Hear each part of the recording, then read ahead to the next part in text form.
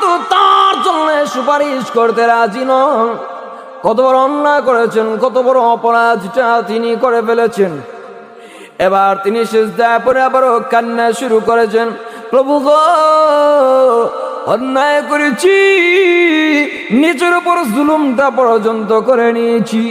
আমি মসজিদ নববীতে আইসা চোখের পানি চুরি দিয়ে কান্নাকাটি করেছি। এটা দেখে নবীজির সামান্যতম দয়া হলো না। সাহাবায়ে কেরামগণ পর্যন্ত আল্লাহর নবীজিকে বলেছেন আমার জন্য কিছুটা সুপারিশ করবার জন্য, কিন্তু আল্লাহর নবীজি বলেছেন নবীজি সুপারিশ করবেন না। আল্লাহর কাছ থেকে যদি আমি মাফ চেয়ে নিতে পারি এই ব্যবস্থাটা আমি করবার জন্য। আমার মুসলমান ভাইরা, আবু লুবাবা রাদিয়াল্লাহু তাআলা আনহু চিৎকার করে কান্না করে দিয়েছেন, যেন কলিজা ফেটে একদম দুনিয়া থেকে বিদায় হয়ে যাবেন।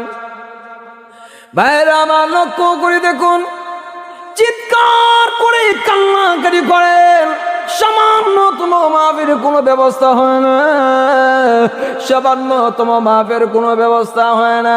সাহাবায়ে কেরামগণ পর্যন্ত কোনো সংবাদ দেন না, আত্মীয় স্বজন পর্যন্ত কেউ এসে কোনো সংবাদ দেয় না। এদিকে তিনি পড়ে আছেন, হাতের রশ্মিটা একদম ভালো করে বাঁধ